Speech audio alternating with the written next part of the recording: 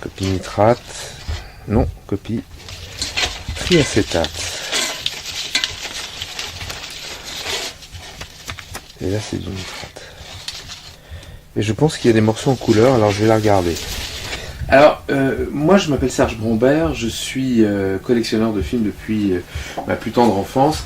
Et j'ai fait de ma passion mon métier. J'ai monté une société qui s'appelle Lobster en 1985, qui aujourd'hui fait de la restauration de films, de la production et des choses comme ça. Mais la chose la plus amusante qui me soit arrivée est qu'en 1992, avec mon camarade Éric Lange, nous avons décidé de faire une projection où on allait essayer de passer quelques films de la collection dans une salle qui s'appelait le Passage du Nord-Ouest.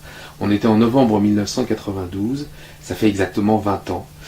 Et depuis 20 ans, ces projections, à qui on a donné le nom de Retour de Flamme, sont devenues des références en matière de présentation de films classiques. D'abord parce que ce sont des films que personne ne connaît, ce sont des films du hasard, trouvés dans les caves ou dans les greniers. Mais surtout, ce sont des présentations joyeuses, à la limite du spectacle. C'est presque un one-man show, où l'on découvre des vérités historiques, mais qui sont aussi des documents absolument insensés, et qui nous font voyager dans le temps comme rien ne peut le faire. Un peu comme quand on regarde des photos, mais les photos ça ne bouge pas, un peu comme quand on nous raconte des histoires, mais il n'y a pas d'image, un peu comme quand on regarde des films muets, mais il n'y a pas de son. Alors là, il y a les images, il y a les histoires, il y a le son, il y a la dynamique, il y a du piano quand je joue, voilà, et ça fait une sorte d'alchimie à peu près inexplicable, qui fait que aujourd'hui, il n'y a jamais moins de 3000 ou 4000 personnes à chaque séance, et que nous avons dans le monde entier, des Indes jusqu'aux États-Unis, enfin voilà, de la simple volonté de montrer un film est née cette dynamique Retour de Flamme qui aujourd'hui nous amène dans le monde entier.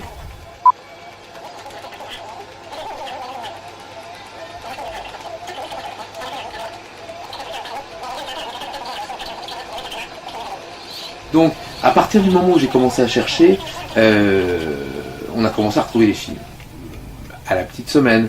Au début, c'était des bobines, des bandes annonces récupérées dans les cabines de projection, ou chez des amis, puis il y a des vendeurs, puis il y a des chercheurs, puis on commence à être connus, et puis à un moment, on se dit, tiens, je vais faire le film très ancien, le film Nitrate, ce fameux film flamme qui brûle tant, et qu'il faut surtout pas essayer chez vous, parce que le film flamme, c'est pas du film flamme, c'est du film bombe. C'est-à-dire que si vous essayez de voir si ça brûle, et si malheureusement pour vous ça brûle, la maison brûle avec, et a priori vous aussi. Donc n'essayez pas, si vous avez du film chez vous, de voir si ça brûle. Mettez-le bien au sec dans une température normale, une cave ou un truc comme ça, et appelez-nous, ou en tout cas manifestez-vous.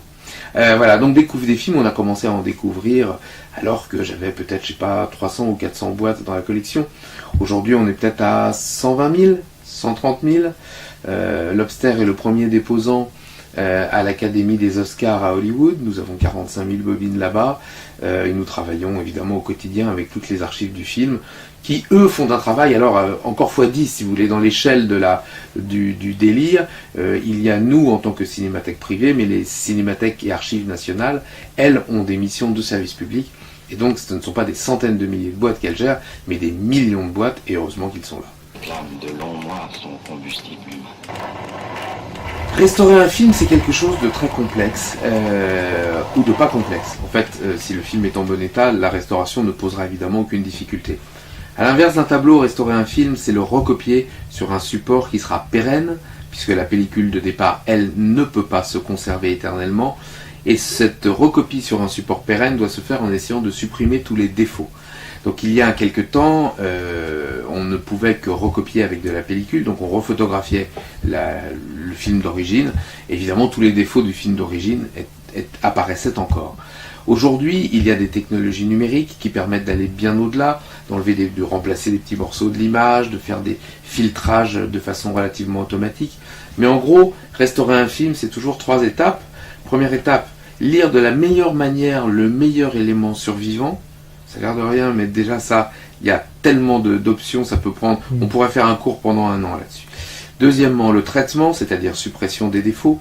Faut-il tout supprimer? Faut-il garder des teintes? Faut-il aller plus loin que ce que le réalisateur de l'époque aurait pu obtenir avec les technologies de l'époque pour obtenir un confort de visionnage maximal aujourd'hui? Ou doit-on rester dans cette enceinte qui était celle dans laquelle se trouvait le réalisateur à l'époque? Ça, c'est la deuxième question. La troisième question, c'est évidemment la restitution et la projection. L'élément restauré, une fois terminé, doit être montré. Le sera-t-il online sur votre petite plaquette vidéo iPad ou chose comme ça, ou sur un immense écran numérique qui n'existait pas dans les années 20, dans les années 30 ou dans les années 60, ou sur un écran plus modeste, comme on faisait à l'époque. Bref, tout ça, c'est des choses qui sont à la limite de la technique et de la philosophie. Par exemple, un film de Georges Méliès. La caméra de Méliès était instable, les films bougeaient tout le temps. Ce qui ne posait aucun problème dans les années 1900-1910, puisqu'à l'époque, les gens n'avaient jamais vu de cinéma, la lumière était très faible et au fond, ça leur satisfaisait pleinement. Mais aujourd'hui, on est habitué à une image absolument parfaite. Alors, faut-il stabiliser l'image de Méliès? Ce qui ne pose techniquement aucun problème. N'est-ce pas une trahison de l'œuvre de Méliès? Mais les passés instables, n'est-ce pas une trahison du public d'aujourd'hui?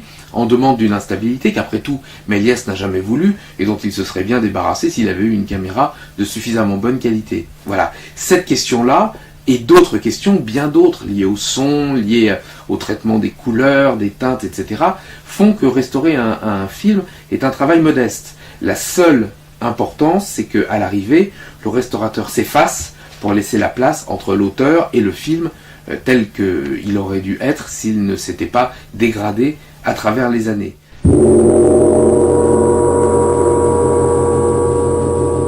C'est-à-dire que retrouver une copie des Enfants du Paradis, ou de Blanche-Neige et les Sept Nains, ou de La Grande Vadrouille, n'a pour nous aucune espèce d'intérêt. Ce sont des films qui existent déjà, qui sont entre les mains de propriétaires qui en prennent soin, et donc quelque part, notre mission n'existe pas pour ces films-là. Par contre, il y a des films qui sont définitivement perdus et dont nous attend quelque part dans un tiroir une boîte, une bobine miraculeuse. Il y a des films perdus de Chaplin. On vient de retrouver un film perdu de Chaplin récemment, donc c'est quelque chose d'important.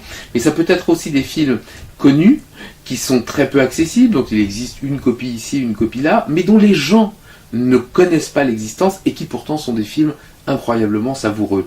Et c'est là qu'intervient peut-être notre grande spécificité, au-delà de la restauration qui est évidemment un minimum nécessaire.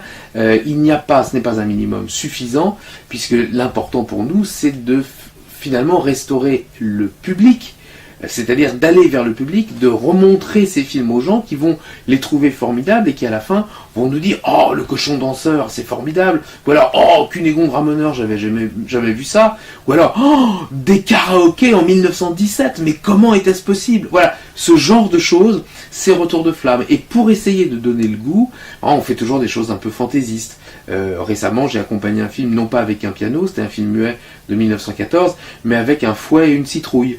Pourquoi, comment? Faut venir au spectacle, sinon ce serait plus une surprise. Mais voilà, c'est ça. Chaque film, c'est des courts-métrages en général, quand ils sont muets, je les accompagne au piano, mais on n'est pas limité aux films muets. Il y a des films très récents, il y aura un film de 2003 dans la série, qui a été imaginé par Salvador Dali et Walt Disney, ensemble.